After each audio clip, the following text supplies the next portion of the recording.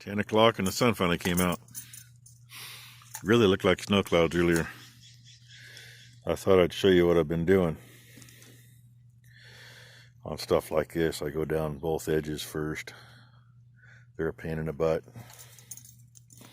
Then we make noise, and yes, I have safety glasses on. I have earplugs in, and I even have a, I have a COVID mask. I have a N95 dust particulate mask on, which, as we all know, don't work worth a damn in a grain bin either. But there's not too much dust coming off here. Hopefully you can see how that looks.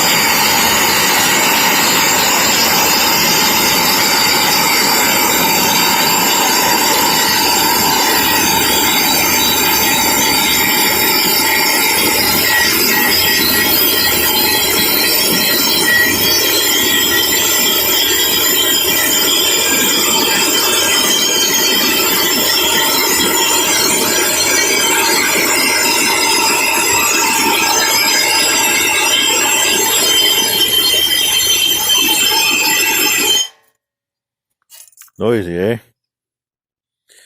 But that's got all the scale off. I like one little spot right there. See if it does it.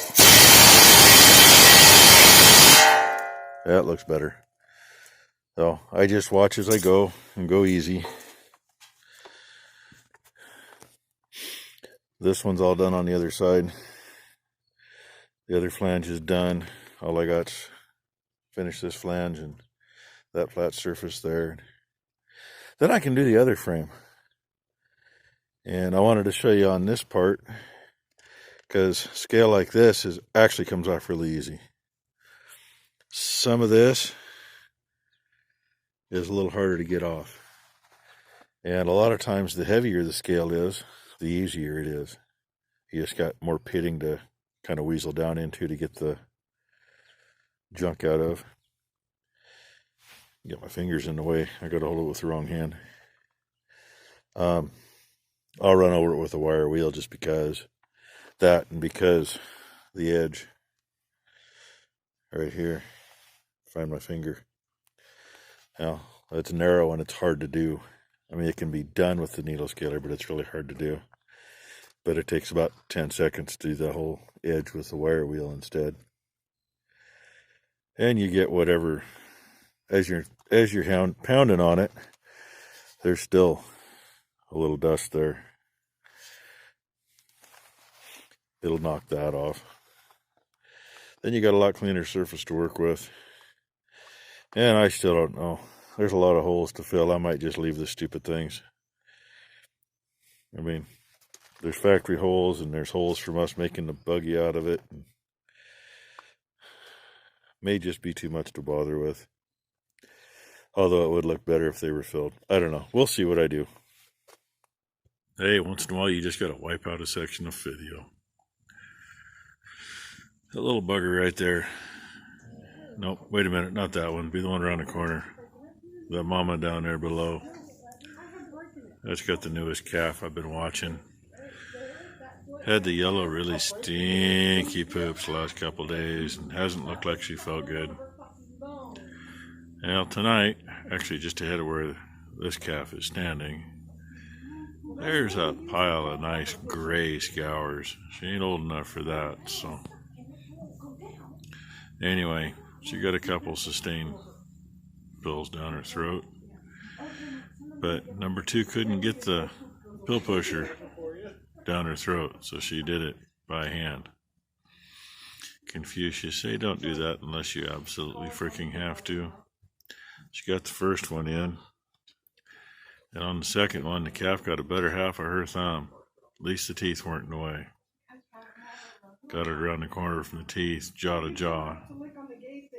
Right on the knuckle on her thumb. She just got done crying, honest. So, anyway, you gotta be careful doing that stuff. And hopefully that little girl's gonna feel better in the morning. And this little girl, she just wants to run around. That's the third calf born. Little Betty. And yeah, I know it's getting a little leaky in here. It's still more or less dry. Calves got spots to lay down where it's clean and dry, so that's what counts. I finished on those rails. My hands hurt, my back hurts. Tis what it is, but they're done. Do what I'm going to do with them tomorrow. And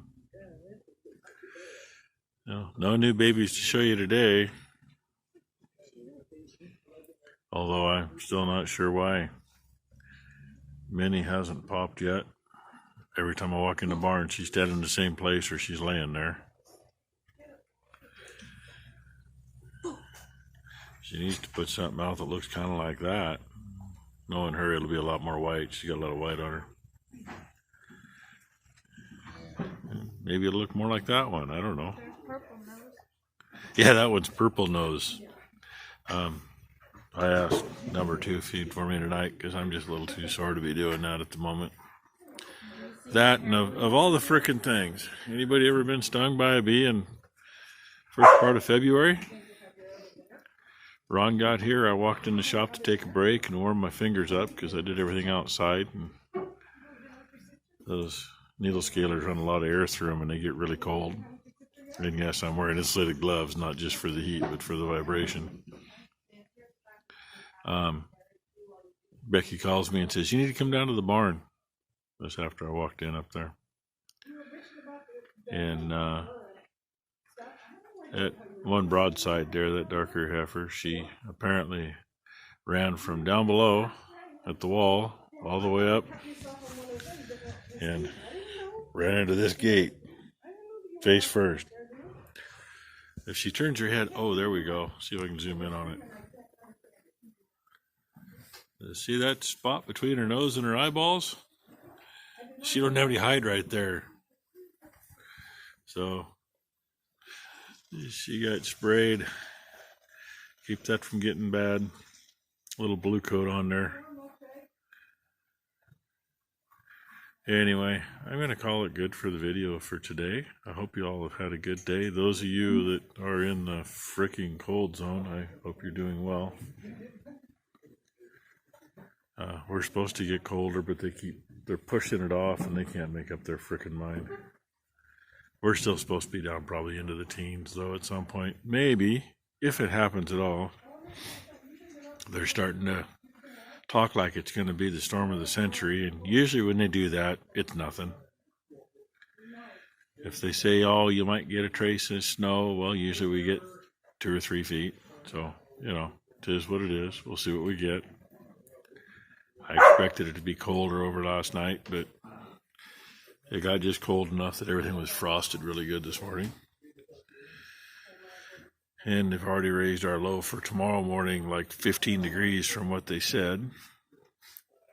So I'll leave the water in the barn on and the cow's water on tonight. I don't got to worry about it if that's what it's going to be. So anyway, like I said, I'm going to call it good. Y'all in the cold zones, stay safe and warm. And we'll see what tomorrow brings. Thanks for watching, everybody.